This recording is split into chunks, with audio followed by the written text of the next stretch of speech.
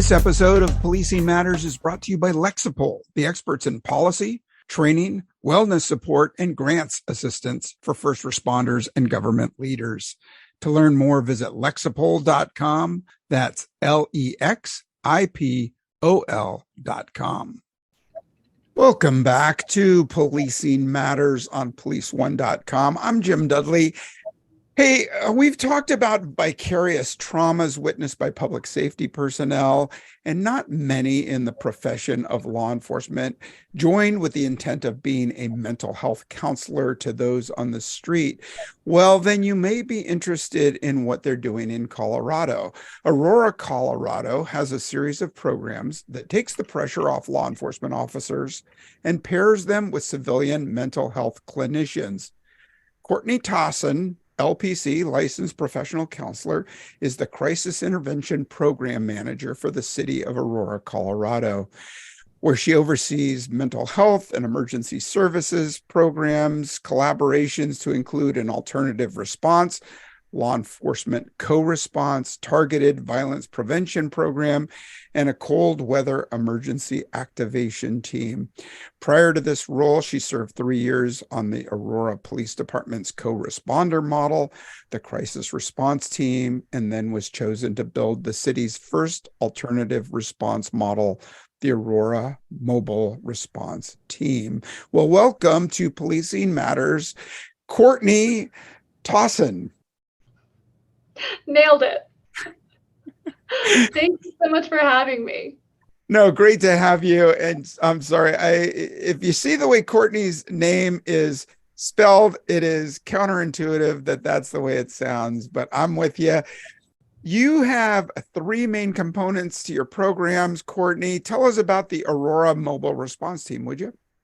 Sure. So we offer 3 different major programs, and they offer a continuum of care or a spectrum of care for the citizens of Aurora. So our lowest, least intense tier would be our Aurora Mobile Response Team. So with that, we partner with our ambulance provider for the city, which is a private contract, and we pair mental health professionals from UC Health, which is a hospital system here where we get our clinicians. So the mobile response team, they ride around in like a white Ford Transit van. So I don't know if you're familiar with Cahoots or this Denver Star program.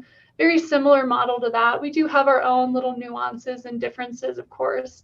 But this team is going on anything and everything. The only disqualifying criteria would be if there is active violence towards self, others, or property, mentioned weapons, or some sort of necessary criminal action that needs to take place.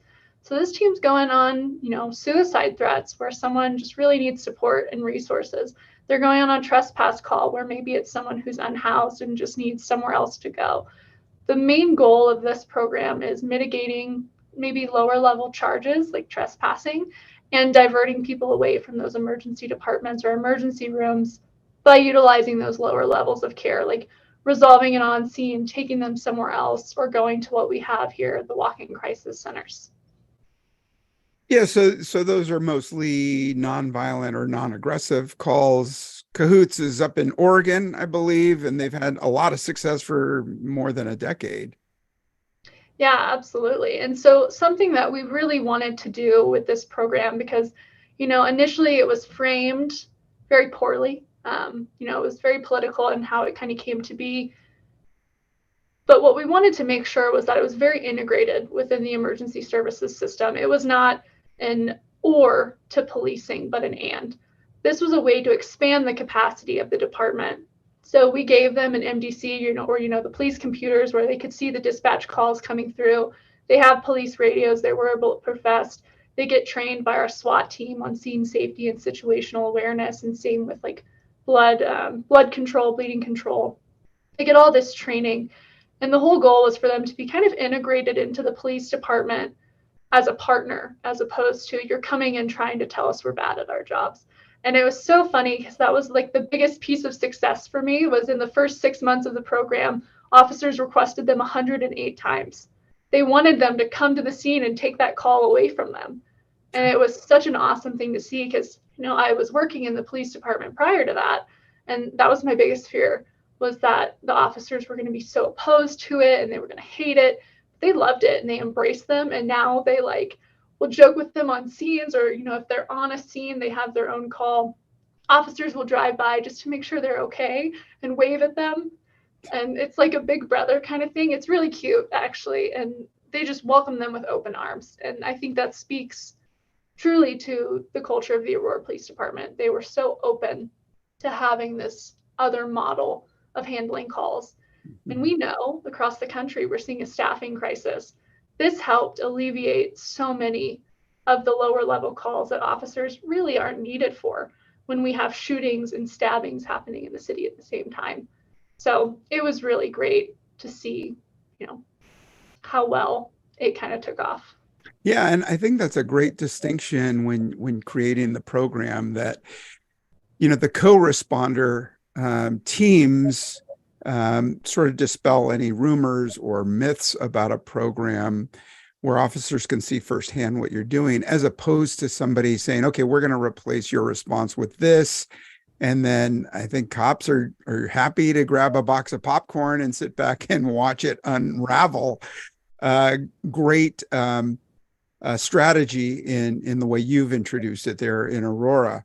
Can you talk about the crisis intervention teams, something that most of our listeners are familiar with? Sure. So the next step up, or like in our tier of care, would be our crisis response team. So that is the very traditional co-responder model, where we pair a mental health professional and an officer who is CIT trained or crisis intervention team trained. And they are riding in the patrol car 40 hours a week together. We call it work married, because you see them more than you probably see your actual partner. And they are responding to, again, any and every call that comes through the 911 or non-emergency system. And the main kind of calls they go on, just because it happens to pan out this way: suicide threats, welfare checks, and then behavioral calls. And that can kind of be a catch-all often. So this team actually started back in 2018 and started, I think, with just a program manager and a sergeant, and then has grown now to 5 teams total, with an addition of a case manager. So someone who can do all of that follow-up on the back end. We find that the follow-up piece is really helpful and kind of important when we're creating, this continuum of care. We're also preventing future crises, hopefully, right? So this team, very similar to the mobile response team, first responder and a clinician working together. Again, sometimes we have very different views on things, but overall it works really well. Our crisis response teams have like a set partner every single day, so they're not hopping in with patrol. We have this dedicated special unit, which is really great because our officers have to apply and interview to be a part of the team, which helps us make sure that we're giving the right response to the citizens, right? We don't want that salty officer who is just ready to kick the call and go, or punt it to the next person. Our teams, because they're a special unit, can take the time that it requires on some of these calls. Because as you guys know, like, crisis calls can be 3 hours sometimes, depending on the situation. If it's a barricaded suspect, or if it's someone who is on top of a bridge or a parking garage, those are the calls we have to take a little more time with. And because this team is a special unit, they are afforded that time. So when you talk about 5 teams, can you give us a little context about population of Aurora, how many cops you have, and if there's an estimate number of homeless or people in crisis there? Yeah, so Aurora is a population, I think, of about 300,000. It might be a little bit more now in the last few years. We have about 760 sworn total. So 5 is not much when you consider the grand scheme of things. I think of that, about 235 of those are patrol, and the rest are, investigative units, things like that. And then the unhoused population is significant, but certainly less than Denver. As far as like an actual number, I'm not entirely sure, but City of Aurora only has 1 shelter in the entire city. And Aurora is one of the biggest cities in all of Colorado as far as square foot wise, or square mileage. So it spans really far, and it's kind of spread out. There's a lot of like really rural parts and then a little more urban parts. We have Colfax Avenue. That is one of the longest highways, I guess, in the US. And that is where a very large portion of our, homeless and unhoused population lies. We are a resource desert. When we look at Denver, I always joke that Aurora is kind of like Denver's uglier sister, who just didn't get the same opportunities. So we have to rely on, Denver a lot to get people the resources they need. Okay. So what's been the feedback across the teams from police officers? There's a saying that police officers don't like two things. One is change and the other is the way they are. So how's the transition been from strictly patrol to introducing the teams? I think in the very beginning of these programs, there was, of course, the hesitation, right? You're always hearing, oh, well, the social workers are going to get shot. The social workers are going to get stabbed. It's a great idea until that. And I understand. I hear what you're saying. I hear the feedback. But we as clinicians walk into this knowing that the danger is there. Just like officers walk in every day knowing today might be the day that I'm in a critical incident. We as therapists within this specific field know. We walk in every day, we put our bulletproof vest on, we put our radio on, we get in the car prepared. We've gone through the training, we've received, the feedback from officers as far as safety and how to keep ourselves safe and to not be a liability to our partner. That's something that's really important to us. I don't want to step into the scene thinking I can be helpful if I'm truly going to take away the officer's safety that's needed to do it safely or effectively. So I think in the very beginning, we saw some of the pushback, but as time goes on, we can't go 5 minutes without our team being called or requested because we're a special unit. We're called David units on the road. Officers or patrol will get there and be like, is there any available David unit? To the point that our team has like a trauma response when everyone's like, is there any available? And it's like CSI. It's not even us, but we're just like prepared to go because that's how often they request us, which is awesome. That's what we want. In one day, we had one officer get requested 15 times. And of course, he's one officer. He couldn't do it all. Because we're such a small team, comparatively of what we're seeing across the city as far as mental health calls, we only have like one officer per shift. So we work, Monday through Thursday. We just changed the schedule. Monday through Thursday and Wednesday through Saturday, we have an 8 to 6 and a 12 to 10 shift. So that's only one officer on each. And then we have our targeted violence prevention program that works 8 to 6 on Monday through Thursday. And they're kind of primarily office-based, but they do go out on the road too. But I think now, we're seeing them get requested and it's awesome. And they're ready to give them the call. Like they are so excited to have this resource that they keep asking me, when do I get more? When do I get more? I was like, I would love 20, but resources just don't give me that because of our staffing issues. Again, like what we're seeing across the country as far as law enforcement staffing. I'm trying to con the department into giving me 2 more officers. We'll see if it happens. But I would say right now we're in a great spot. We're very supported, not only by patrol, but by the chief's office, by all of leadership and command, by our city council. In fact, recently our city council put forth some kind of like points that they want to make sure get hit within the city, and expanding the crisis response team and getting it fully staffed was a big part of that, which was awesome to see because it was the first time they really acknowledged that these programs were there. So I think overall it's just great. Like I mentioned with the mobile response team or the EMS approach, officers are requesting them to come take their calls from them, which is like the best thing ever for me. And they're allowing them to go on scenes by themselves, which I was worried about. I was worried police were just going to start showing up on all their scenes. It hasn't happened. Every now and then again, they'll be like, hey, how's it going? But then they'll leave because they trust them.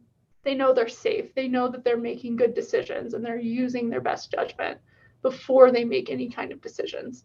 So I'm really thrilled at the kind of response and, the feedback we have received. Great. That's awesome.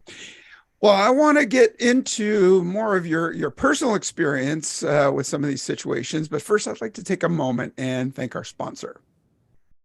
Lexapol empowers first responders and public servants to best meet the needs of their residents safely and responsibly.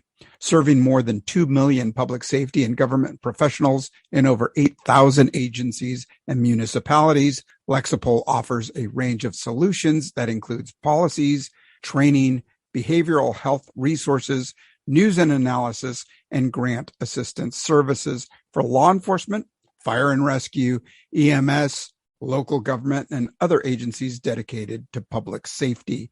To learn more, visit lexapol.com. That's LEXIPOL.com.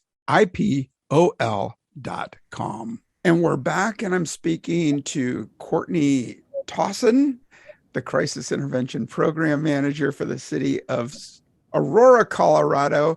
Courtney, coming from a counseling background, you must have your preconceived ideas about what goes on. When you started working with police, what was your big aha moment? What did anything surprise you, or did it just confirm what you'd always thought?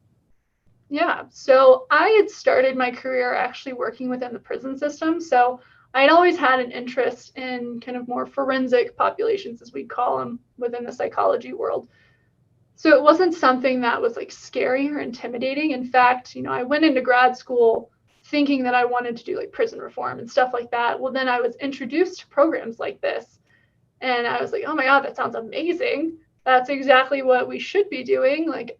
And I've always had a respect for law enforcement. I come from a really tiny town in Louisiana. So, a lot of my friends' parents were law enforcement, their brothers were law enforcement. I grew up around it. So for me, it wasn't like too much of a negative preconceived notion for me.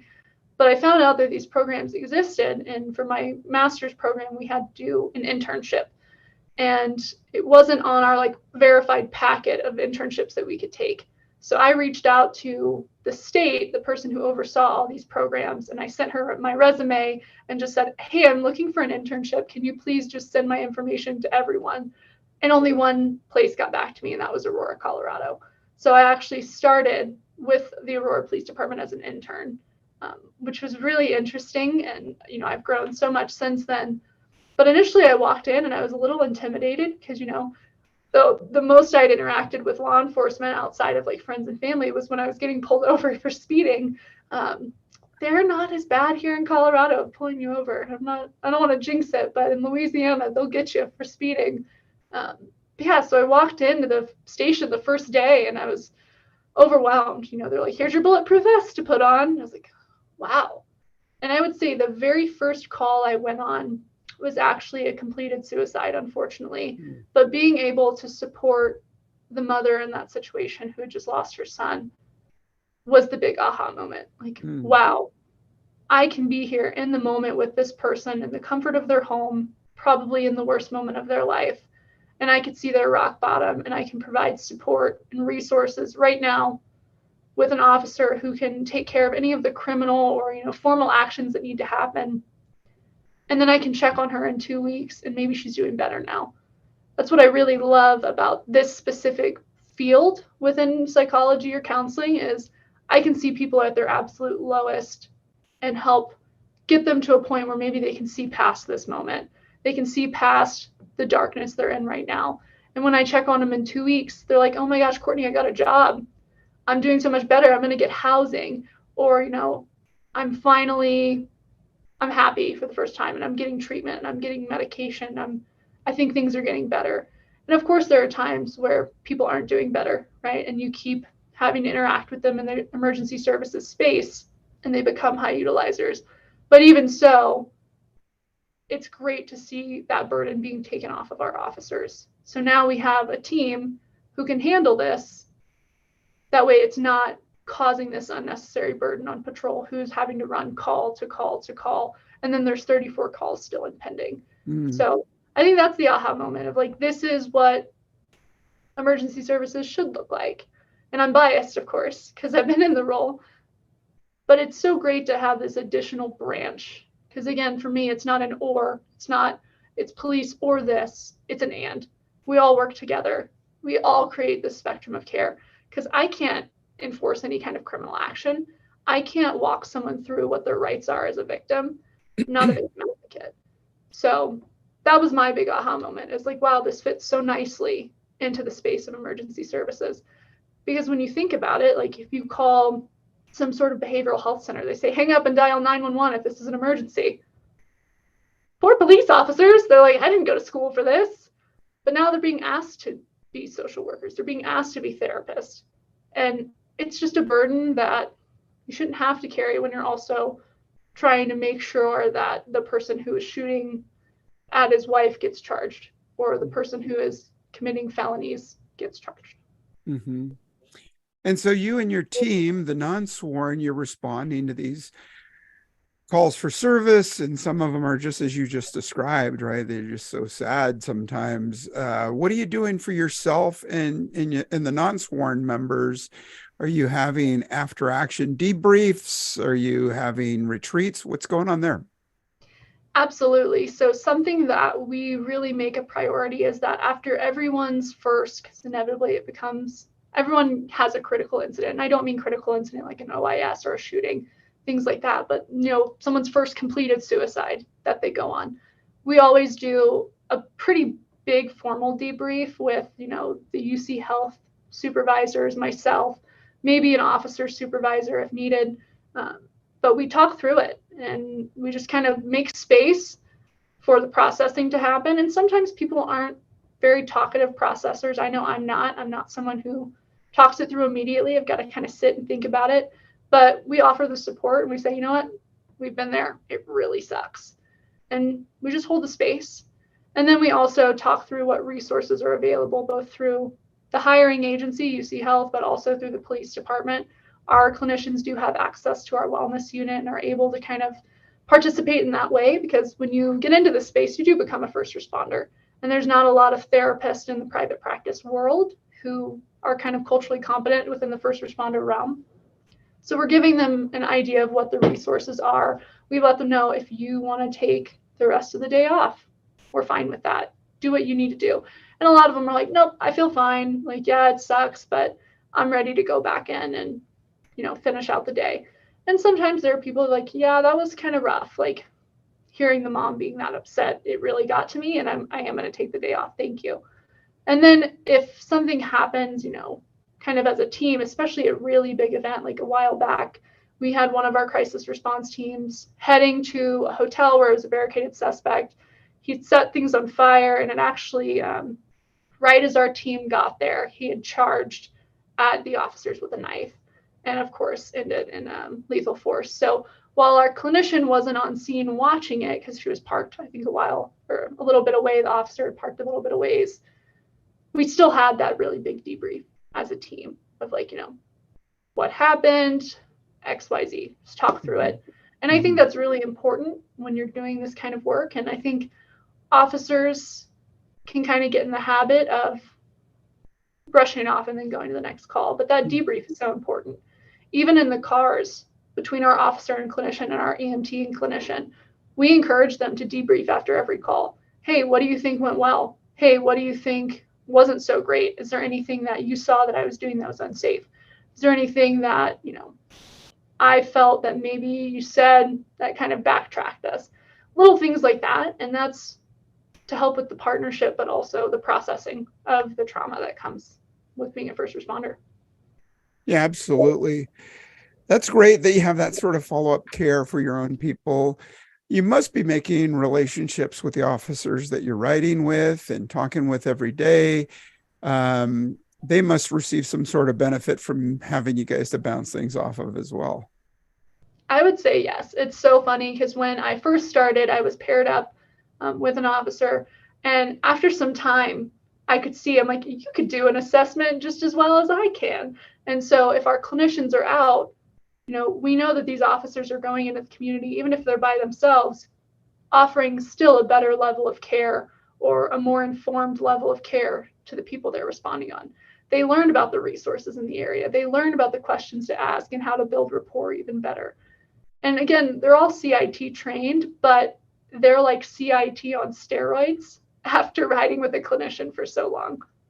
That's great. That's great. And I'm sure the officers personally benefit from having someone like you talk after, especially after an incident that might involve, a child or some other trauma, that they're probably better off with you than without. Yeah, it's like forced therapy all the time because they can't get away from us because we're also in the car. No, we definitely try and be that supportive means, when it's appropriate, right?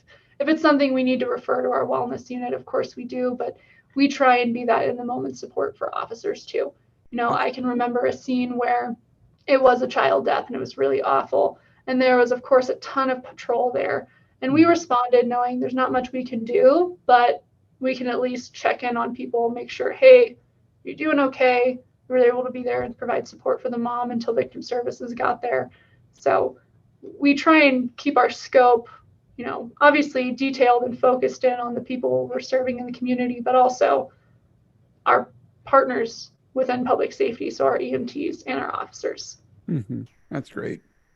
Hey, I'm going to wrap it up, but I just want to ask you the house cleaning question about tracking data. How long's the program been going on? How long have you been tracking the data, and have you seen any significant outcomes since you started? Yeah, so the crisis response team, so the law enforcement model, has been around since 2018, and then the alternative response or the mobile response team has been around since 2021. We do track a bunch of different matrices. The biggest things we're looking at is, are we keeping people out of jail and are we keeping people out of the emergency rooms? So like we have psychiatric holds that we call an M1 here. California calls it a 5150.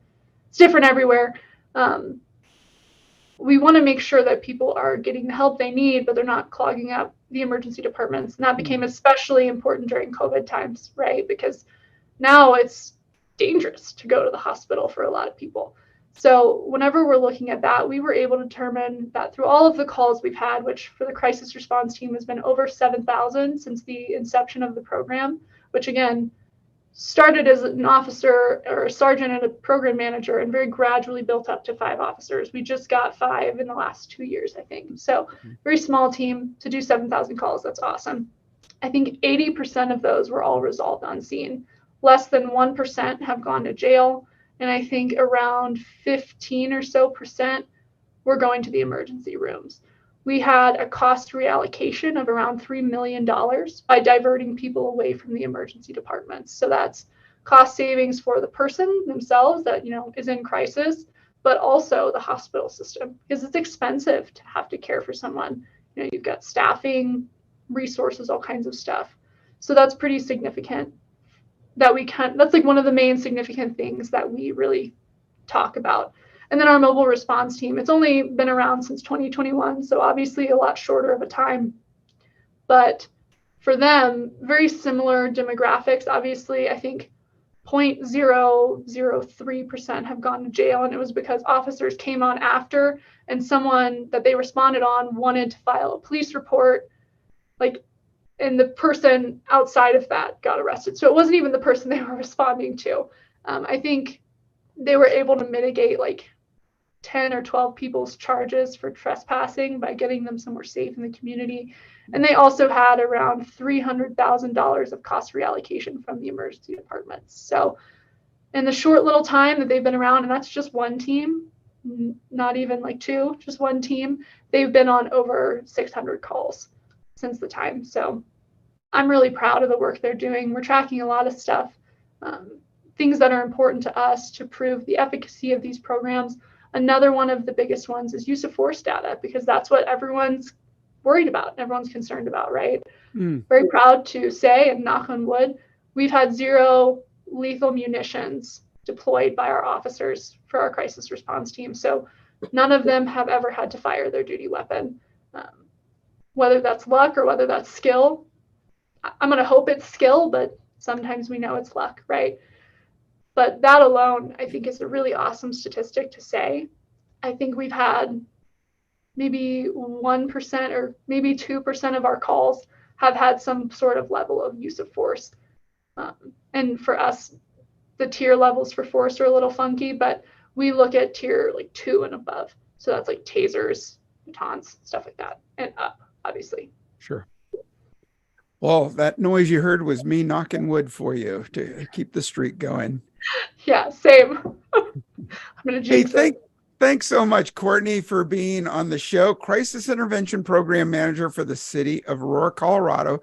Courtney Pawson.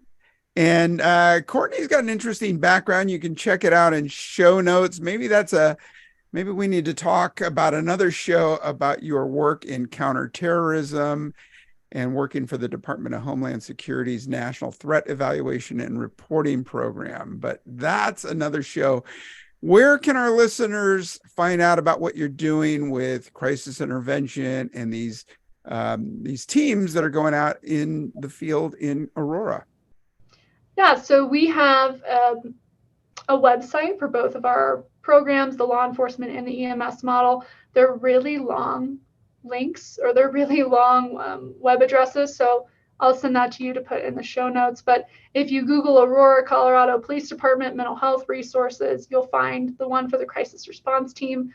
And if you type in Aurora Gov Colorado /mobile response, you will find, or sorry, auroragov.org /mobile response, you'll find our civilian led model.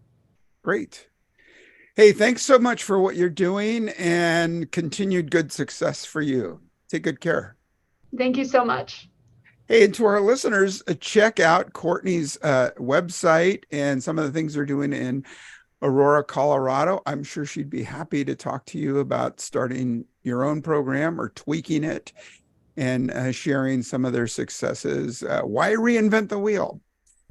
Hey, let me know how we're doing and rate us on Apple Podcasts. And if you have some comments or ideas about a future show, drop me a line at policingmatters@policeone.com, policingmatters@policeone.com. Stay safe, and I hope to talk to you again real soon. Take good care. I'm Jim Dudley.